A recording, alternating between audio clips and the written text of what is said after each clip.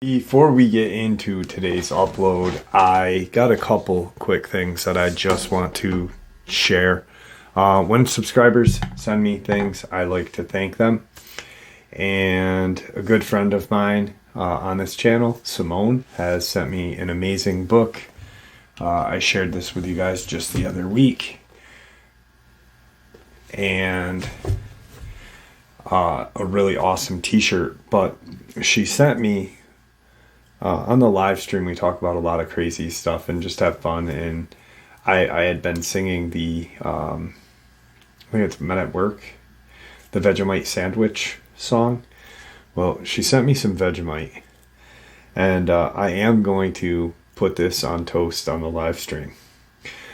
Simone, thank you. I will be honest with you. I opened it and I am not a fan of how it smells, but I am going to try it on Saturday. I'm a little afraid. Now, on to a couple of other things. I got a couple of subscribers that I really would like to ask you all to say a prayer for. And you guys know them. Obviously, Liz Sisney, who's battling a terminal illness right now and having a hard time mentally with it because she's so young. You know, you get a diagnosis like that. I remember when I got mine, mine is manageable by medication, but you think the world is over as you know it, and you're mad and you're angry. So Liz, please, I am praying for you every day, and I hope you guys do as well. Delirium has gone through the ringer, and you are in my prayers as well. And Janie, who's going to have some surgery coming up, and just really a great person as well. But Giant Slayer just got some bad news, and he really needs our prayers, and just like Liz and just like everyone. So, if you could kind of say a special prayer for those four. And I try to say a prayer for everyone on this channel that I'm friends with, acquainted with, whatever. But I do pray for everyone, that watches the channel. Even if I don't know who they are, I try to, well, I do. I don't try. But those four people really need our prayers. Let's get into the upload. Greetings and salutations, everyone. I hope everyone is doing well today, and welcome to today's upload. Before we jump into it, just a couple quick links. As many of you know, I rely on Patreon, PayPal, channel membership, and the merch to help the channel to continue to grow and go. Links to Patreon, PayPal, and channel membership is in the description below. Merch displayed directly under the video. Also, Dogman Frightening Encounters, Volume 1 through 3, the audiobook versions. They were written and researched by Tom Lyons, narrated and produced by me, Jeff Nadolny.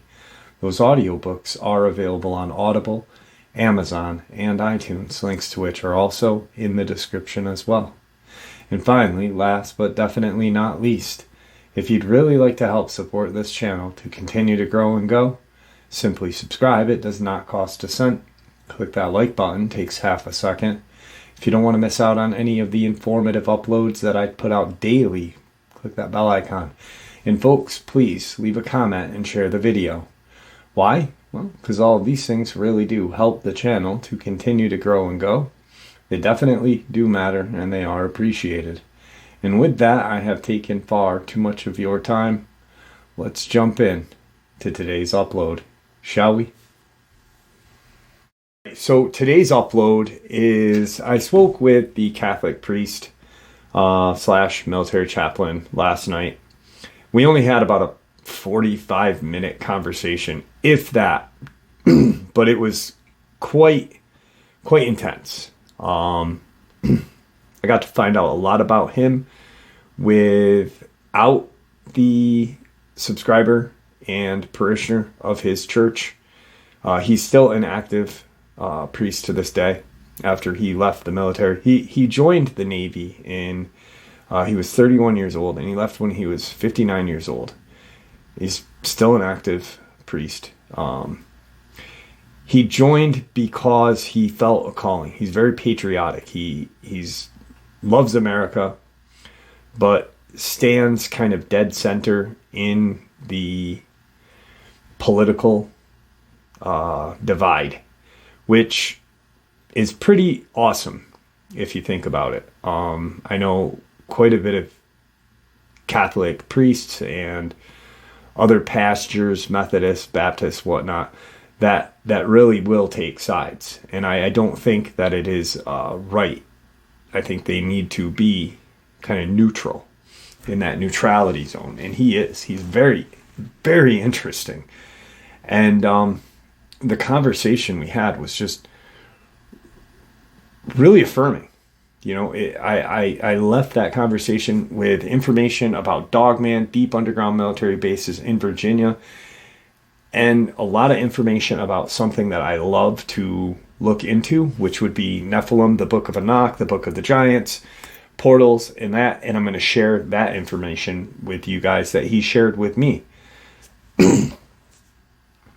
So, what he basically started this conversation off with was the sentence, you know, we obviously did our greetings and such, but then I wrote exactly how this sentence was because it really stopped me dead in my tracks. He said, you know, there is more than what your friend Victor shared with you, Jeff.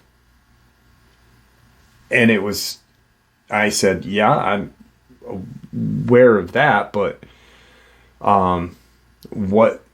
what do you mean about that? And he said, what basically the breeding program and all of the other kind of bases that are deep bases that are in that area.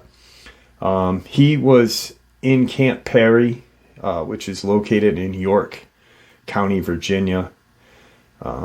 Within a small radius of Camp Perry, you have Camp Perry, which is the CIA farm, the Naval Weapons Station, and he was in the Navy. The Naval Weapons Station, Fort Eustis, which is part of the Joint Base Langley Eustis, and there is on top of the breeding program being located north of the Naval Weapons Station, it's pretty much above Camp Perry.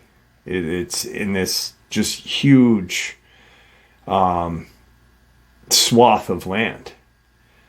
And if you remember how Victor put everything and how he stated it, was it is in a populated area but very desolate area. And then he had shared where it was with me privately. And since he's been gone for a long enough period of time, I shared it. I broke the news. And he told me I could eventually. But isolated, because it is where it sits in this middle of this kind of government stronghold, but populated because of all of the United States military. You have an army base. There's a United States Armed Force training location there as well. So you have all of these people from CIA to Naval to Army in there. That would give you the populated part. And he proceeded to tell me that there is an underground military lab just outside of the entrance to Camp Perry, which is connected to the United States Armed Force Training entrance in the location of Plum Road.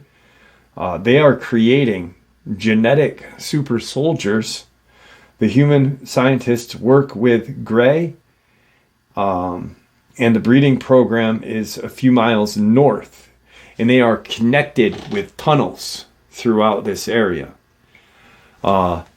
He states that he had been to the breeding program and had seen these creatures. Now, Victor had shared about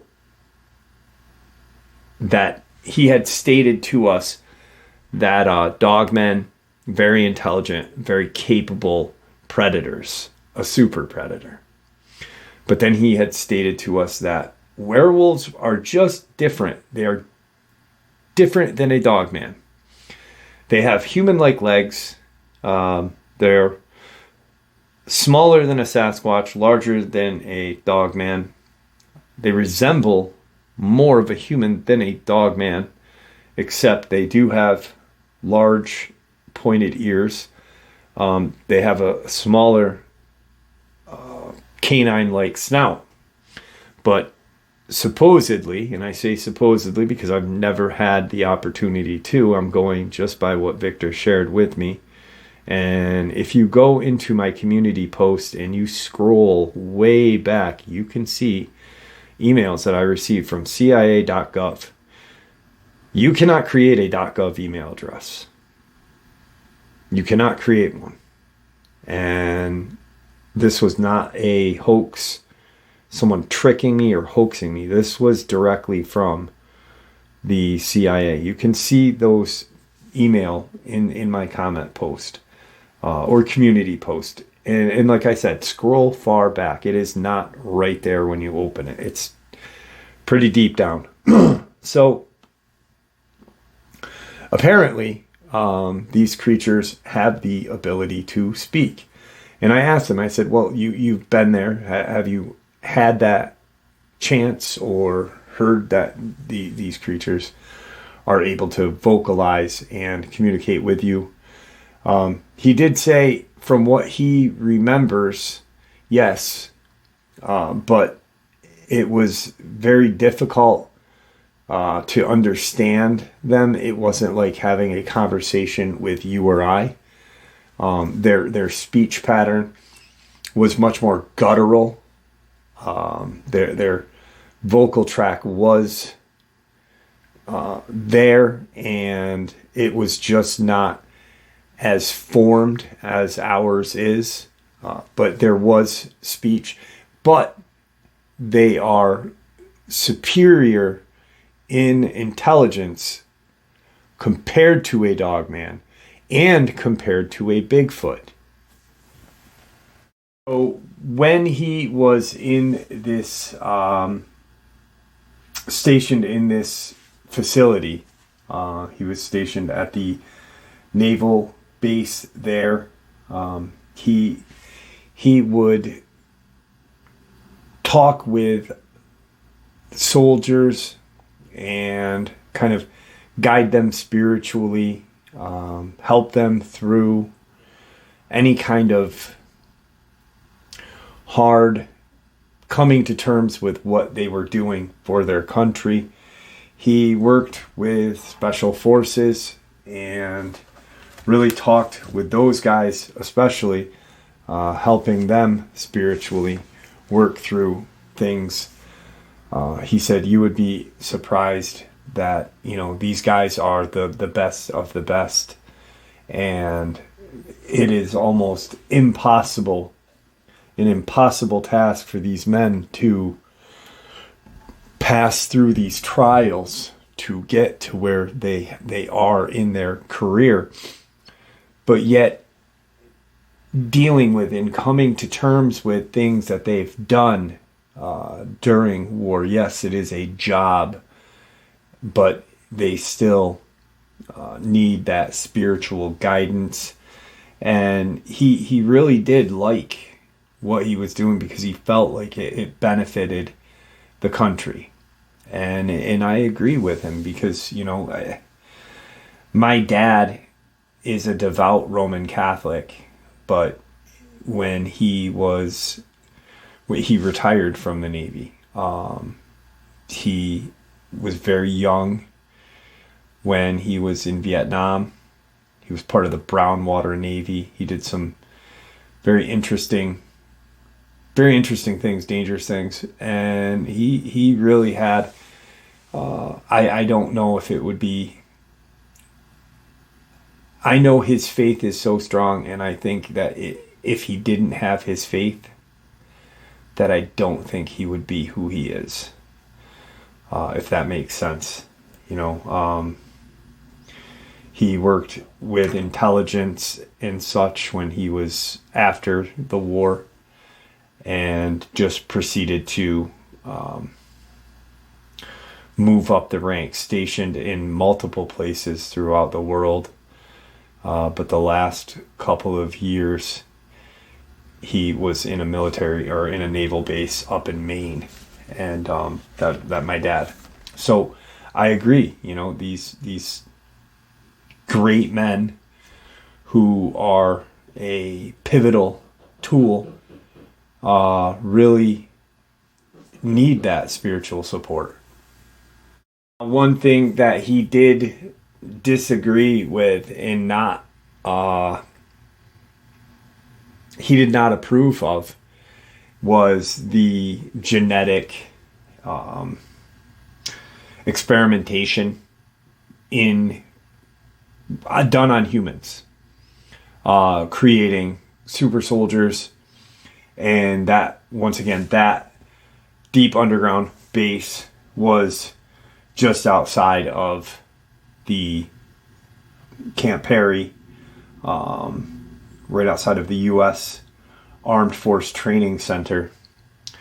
And there was an entrance right there, and it was connected to the Dogman werewolf breeding program.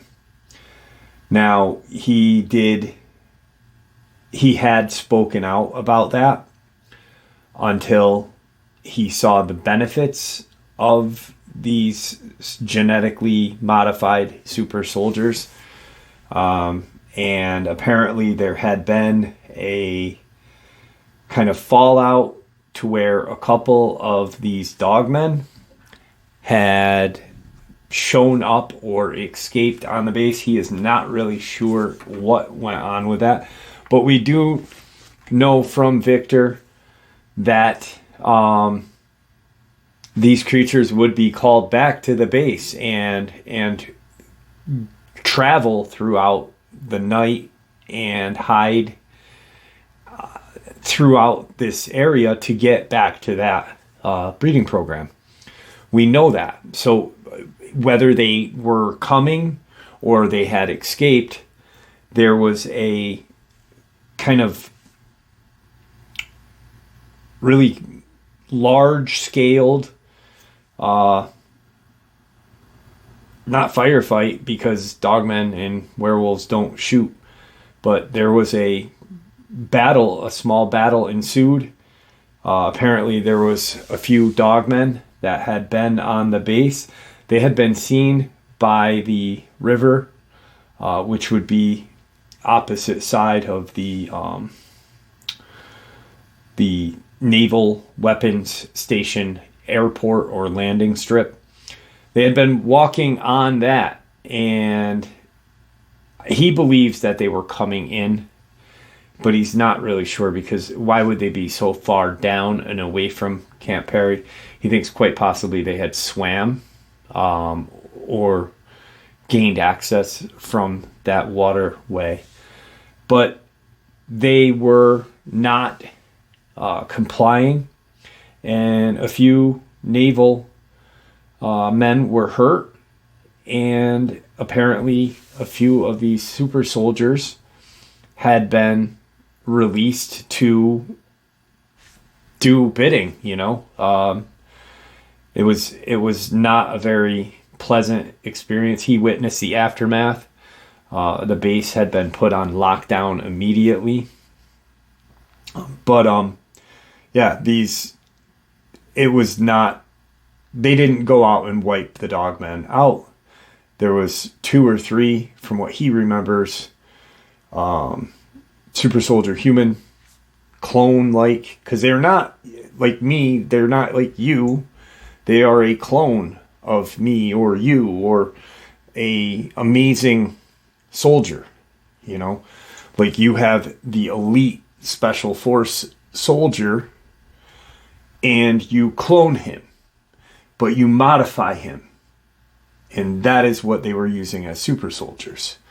And that is what he really talked aloud about, and not in a manner of what he did not approve, and he was not fighting for the military right to do this. He really thinks it's against God's law, and I would agree with him. I truly would agree. But here's where he stands in that middle. If they can use a body organ or something to clone a helpful another organ or whatnot to help another human to save their life, he agrees with that. Just don't create a human being, because that is what the fallen angels were doing when the deluge, the great flood hit. They were creating creatures. They were creating chimera. And essentially, that would a super soldier, a genetically cloned human, but modified, it's still human, I guess. But it wouldn't be human. It would be almost like a chimera. And essentially, this is what the government is doing. They are doing what the fallen angels did at the beginning of the great floods. When God hit gave the earth the wrath. So he's anti that. But a few of them were pretty much torn apart. And the Dogmen were finally subdued. But there was casualties on both sides. And he really it really bothered him that happened. And that happened like a couple of years before he left the military. And that was a big push for him to leave. Now, he had gone to the breeding program a couple times to communicate with some members of the breeding program that had asked him to come in. And he said, even that he thinks would be playing God.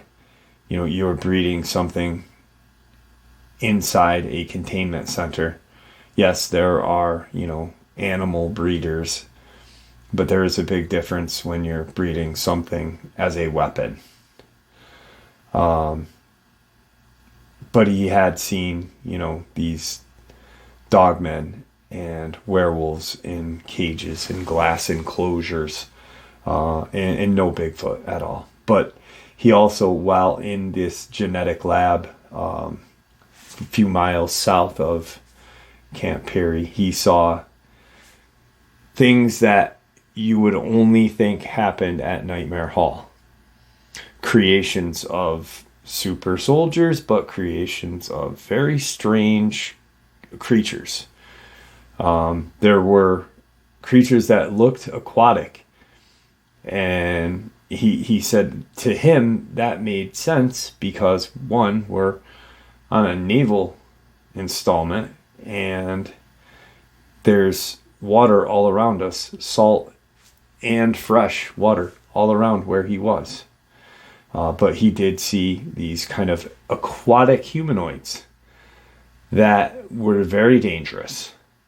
And I wondered if that was what Victor was hunting that one day when he got sent up to Washington to take out one of those aquatic like creatures that had kind of some sort of fin thing on its forearms.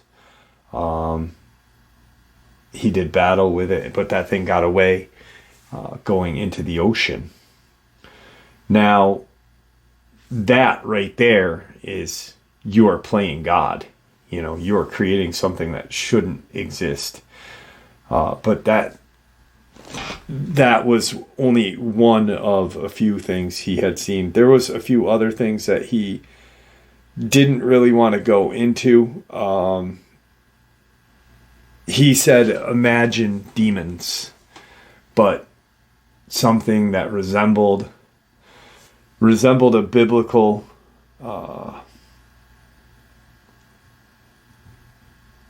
demon, but was not. It was created by man, and he didn't go any further there. I tried to ask, I was like, well, like, what do you mean biblical? Like winged reptilian like creatures? It's so that is about the max of what he and I had talked about. He's got a lot more he wants to share with me, but he was quite busy. But he wanted to just touch base with me on that. And this is the email he sent me. This is the information via the email he sent me in regards to Book of Enoch, Book of Giants, Nephilim, and pretty much what I just shared with you. So the information that I'm going to share with you is an email that he just sent me, and it really goes along with exactly what he stated. When I said he's neutral with how he stands politically, which very interesting, but he is also neutral where he stands in his priesthood. And that's another reason why I agreed to keep him anonymous. This email especially. Like when he shared how these scientists working with these greys, these demons, which he truly, truly hated to be down there with them. He felt so wrong. But these scientists playing God, almost just like the fallen angels, when they were creating chimera, when they were, not only were they breeding with the daughter of man, but they were doing experimentation. So this is that email that he sent me with some very, very compelling information. And what if, like I say all the time, what if these alien-like creatures, or what if these demons or these fallen angels that, had turned are alien extraterrestrial, coming from portals, dimensional, coming from outer space? This information that he shared with me blew me away. And I want to share it with you guys right now, and he told me to. The phenomenon of abduction is much older than thought, and its protagonist, Enoch, possibly the first man to be abducted. The Bible shows us that first contact with beings from another world. However, these writings would have been censored by the church. One of these books speaks of Enoch, who was possibly the first human abductee in history. Various ancient texts have revealed fragments of our history that have been deliberately suppressed so as not to affect the interest of the current religious institutions. The Book of Enoch, despite being found alongside others that were added to the Bible, is an example of how religion omitted important information from history. Because? What reason did they have to remove an entire book from Christian canon? Because these texts recount how the fallen angels and their union with humans really happened, as well as how Enoch related to these beings. According to historians who have been able to reconstruct the story of Enoch from the restoration of several cuneiform stones, tells us about his first contact with the angels. Enoch called them the Watchers. But when compared to recent abduction and sighting accounts, we can make a clear parallel with extraterrestrial. The text tells us that these beings appeared one day while he was at home.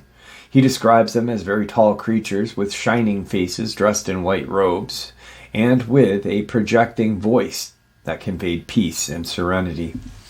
From this, we can deduce that humanity's first extraterrestrial contact was through Enoch. And it's also easy to associate his description with the usual angels of the Bible. Another notable point in the text is when Enoch mentions the arrival of the army of chaos, or chariots, guided by those beings who move through the skies. Here we can see that, contrary to popular belief, these angels did not fly with their wings, but in clear flying vehicles that generated noise. The text also tells us how these beings took Enoch and made him ascend into one of their chariots to a kind of palace that floated in the sky. According to the description of this text, it appeared to be made of glass with a floor formed by translucent glass plates through which the stars that had passed through to reach that place could be seen. Everything grew smaller as they traveled until Enoch saw nothing but a huge circle filled with water, with small splashes of the earth top. You don't have to be a scholar of ancient scripture to understand what Enoch is telling us in this message. He was put on a special ship and taken from our world to possibly a mother ship, and how he perceived the earth as it moved away at great speed. Enoch tells us that he lived different experiences when he was taken by those beings. He mentions that the clouds called to him, the mist cried out to him, and the lightning urged him on, so that the winds lifted him unto the heavens, a description of a man who had never been able to see or perceive advanced technology, such as zero gravity, lasers, and more.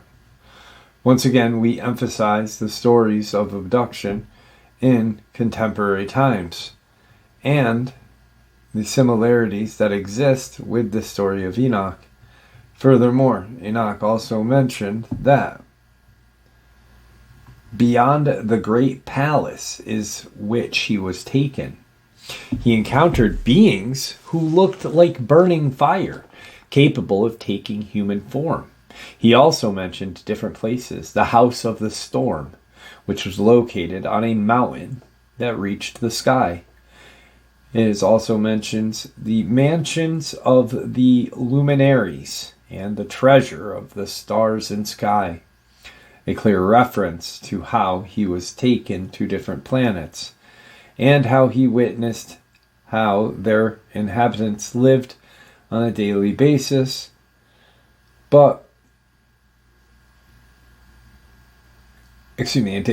and how they were able to take the human appearance to blend in with them. Everything seems to indicate that Enoch was a person of utmost importance for humanity. To be able to intermingle with these beings who taught him advanced knowledge and created the race.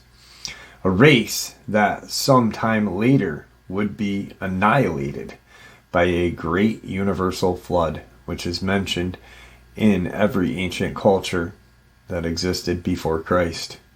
Enoch would have been a key piece for the aliens to understand humans and be able to understand and approach them more easily.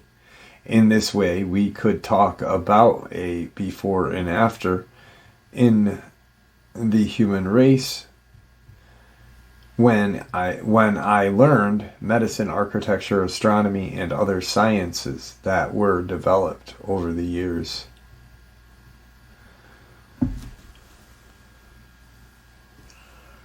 In these books, we can read that at the end of his life, Enoch asked these beings who contacted him in the past to take him with them. His son, who narrates this section, shows us how his father transformed into flames and light until a storm and a lightning engulfed him, causing him to disappear. In this way, Enoch was allegedly taken by the aliens for some reason, spending the rest of his life with them. With that, we can conclude that the Book of Enoch is humanity's first encounter with beings from another world, a very clear reference to how they have been visiting us for millennia. So what he says after this to me is essentially God is aware that these creatures come and mess with us. And he does not like it, obviously, but they were still his creation. You know, it only makes sense that, you know, if God is omnipresent and all over and all knowing and all powerful, that these other races were created by him.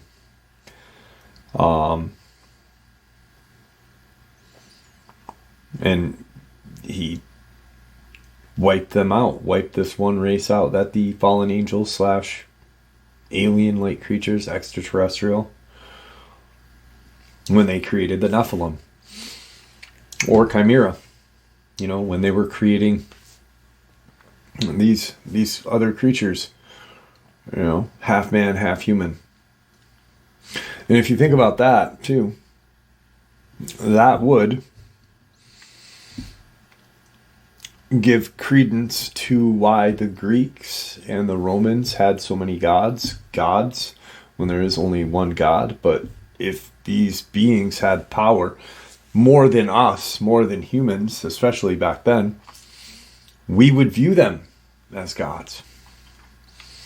God of the sea, God of lightning, God of war,